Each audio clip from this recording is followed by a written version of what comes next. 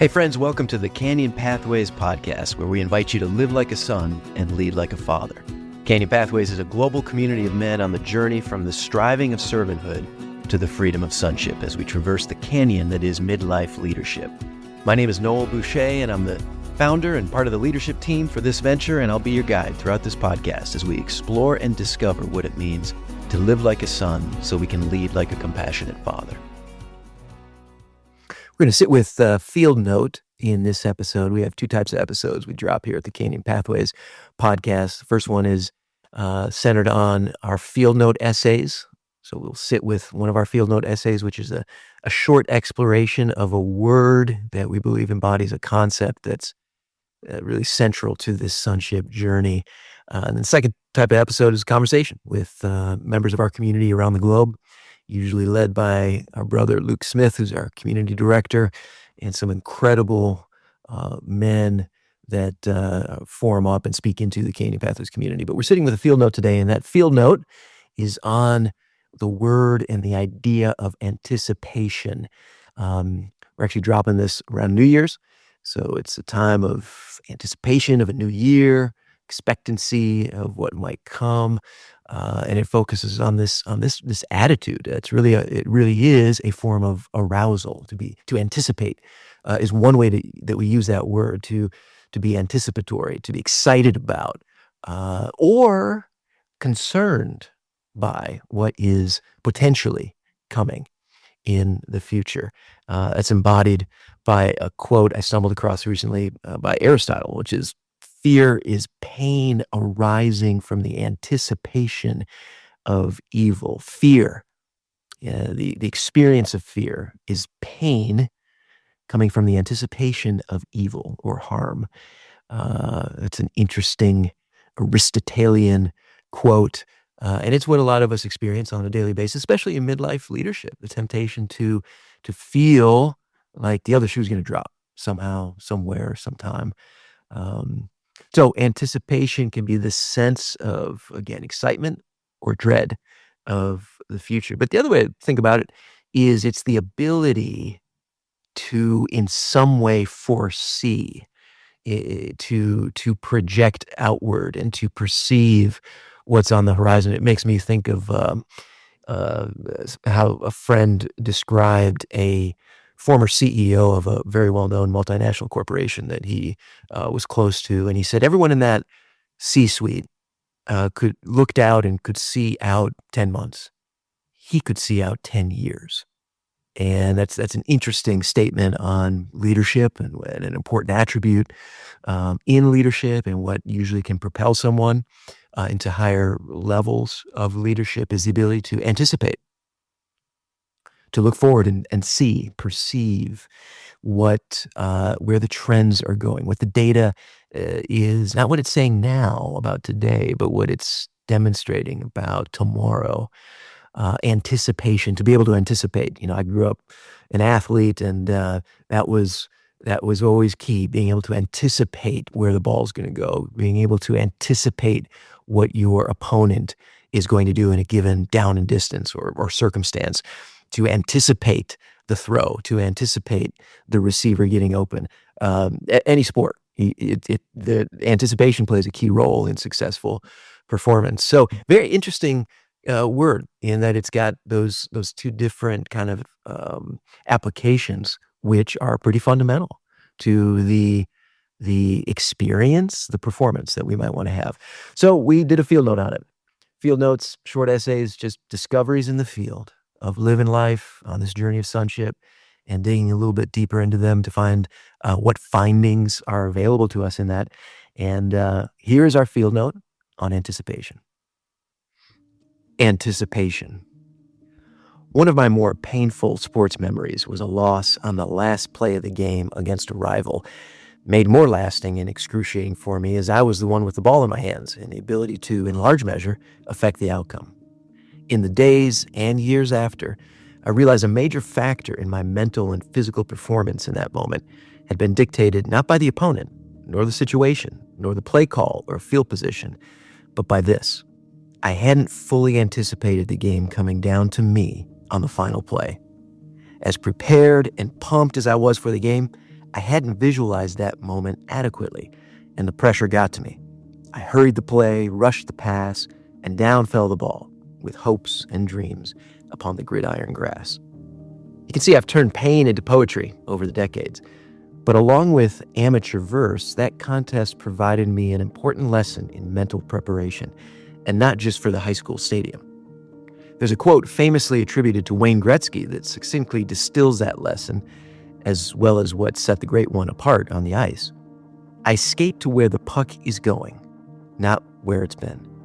It's a statement that has been borrowed, modified, and deployed in many other domains in society, as it highlights a central attribute of successful performance: anticipation. Whether in sport, business, military operations, or household planning, the ability to anticipate where the puck is going, i.e., not what the data is, but what it's pointing to, is what allows us as individuals and leaders of teams to be in the right position when the puck, the possibility, the problem, the pressure arrives. History is replete with examples of leaders anticipating or not the outcomes of action or inaction. Whether Churchill's response to the Munich Agreement, King's forecasting of police action and public opinion at Selma, or the lead up to 9/11, anticipation, or lack of it, made all the difference. It's the same for us as leaders, and not just in our ventures and organizations. In our marriages, anticipation helps us perceive seasons of obstacles or opportunities.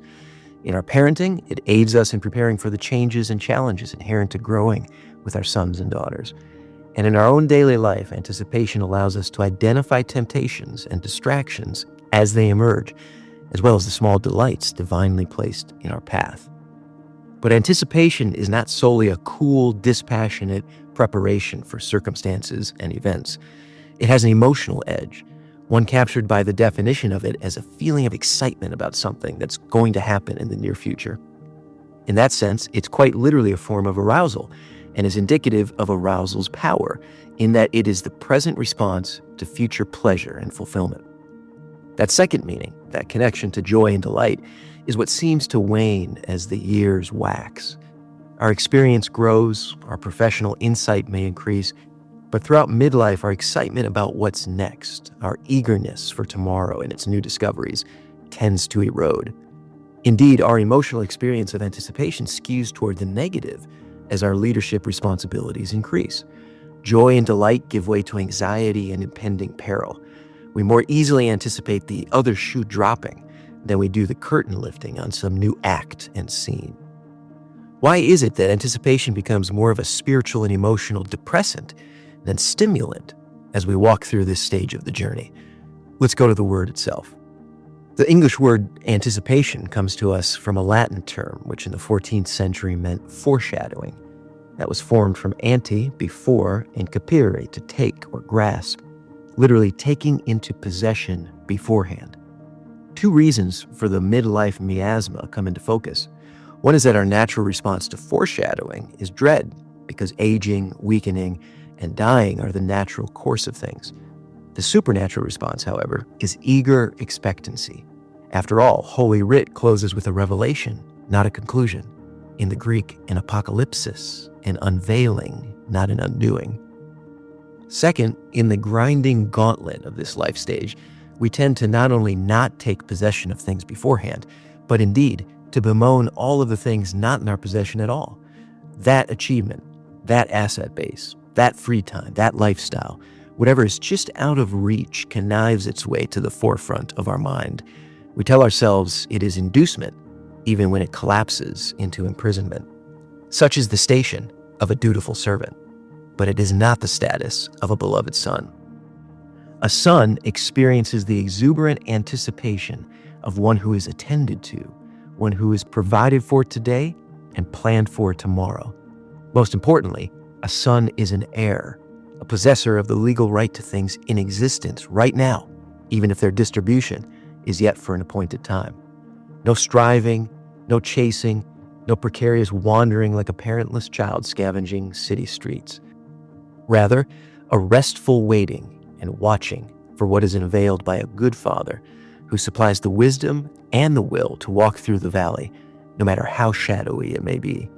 And that is foreshadowing we can get excited about. For the creation eagerly awaits with anticipation for God's sons to be revealed. Romans 8:19.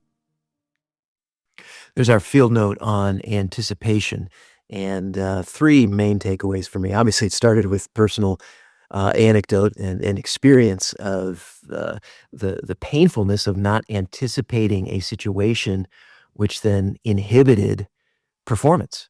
Not anticipating, in this case, in my high school playing days, a game coming down to the last play where the pressure is greatest, and just realizing after the fact that mentally was not prepared to execute in the way that the situation needed because I wasn't ready for it. Didn't anticipate it coming down to that.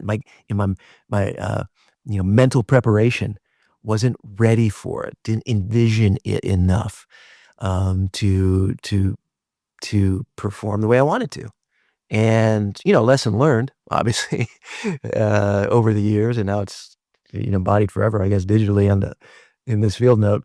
But that's it's key to be able to anticipate what's going to happen. And I think that in midlife, the first thing here is midlife, anticipating that we're going to face particular challenges. And this goes kind of dovetails with things we've talked about in the past, like expectations, how expectations can be killers because your expectations will not be met. We form this thing called an expectation, and it's not going to match up perfectly with what is real, what is true, what actually happens. And it can become disappointing all the way up to destructive and ultimately damaging because that expectation wasn't met. The same thing with anticipation. We got to anticipate what we're going to see in this season. And so like midlife leadership, we're going to face particular things. It's a valley of shadow. It's walking from one green pasture to the next. It's being led. It's a season of change. And just like change in, most consultancies that are focused on change management, there's an actual process. I mean, there's science, there's data behind this that you're going to go through these patterns, in team development of forming, storming, and norming, and then performing. You're going to go through in a change initiative some surprise and denial all the way down to just utter discouragement in that valley, and then up through experimentation and then up to execution. That's the process. And in midlife, the same thing. You walk through your 40s and 50s, you're going to start, you're going to have 2 maybe decades of marriage if you've been married that long. You're going to have possibly you've got kids. They're going to be in their teenage years going off to college, and you'll be empty nesting. In your professions, there's going to be some disappointments.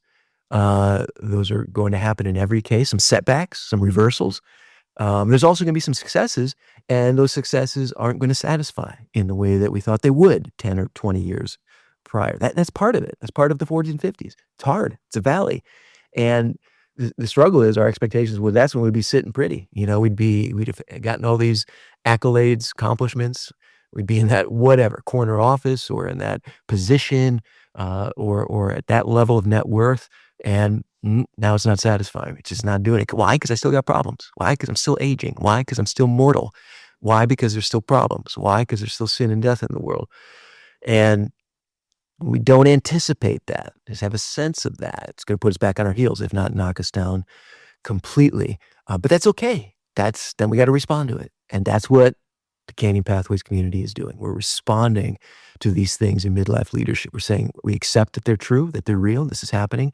Now we have to respond. How? As a son, not as a servant, not as an angry, dutiful, but exhausted laborer, but as a son, as an heir. That's the pivot. But that's the first takeaway that's anticipation, so crucial to be able to anticipate the temptation where it's going to come from, to be able to anticipate that problem and recognize, oh, I missed it. That will happen. Now let's huddle up, get with community, retreat maybe to get away and get perspective, and move forward, take the next steps through the valley of shadow. The Latin root was kind of a second takeaway, that it's to grasp or take a hold of beforehand, to anticipate what's going to happen, to grasp it. Very interesting. That obviously, yes, goes to the vision, goes to being able to foresee and perceive where the pitfalls, where the temptations, where the problems might arise, and plan for them, prepare for the pressure. in the waning seconds of the game to be able to perform in that situation, to have envisioned it, but also this idea of taking into possession beforehand. And that was a beautiful discovery because that goes to obviously living as an heir, living as a son, one who is in an inheritor, has an inheritance. That's essentially what it is, taking it into possession beforehand. These things that are promised to us as sons of God, we maybe can't touch, taste, see them right now, but they're there. They're real. It's an inheritance. That's what an inheritance is. It's something that's there. It's legal. It's real, but it hasn't yet been taken into one's possession. But it's there. It's promised. It's coming. It's identified. That's what this anticipation is, to be able to anticipate it as a son and an heir, not to fall into simply the dread, the anxiety of anticipating harm like a servant or hired hand who's just a contractual worker saying, well, if I do this, I get this, but maybe it doesn't happen. Maybe I won't get it. Maybe there'll be a breach of contract. Maybe this employer, maybe this God won't come through. Maybe there will be famine in the land. Maybe there'll be unforeseen disaster that will wipe all of it out. Where will I be then? Let me grind harder. Let me work harder. Let me try to write a better contract. Let me try to grasp, take, hoard as much as I can right now out of fear. No, that's the temptation in these stages of life.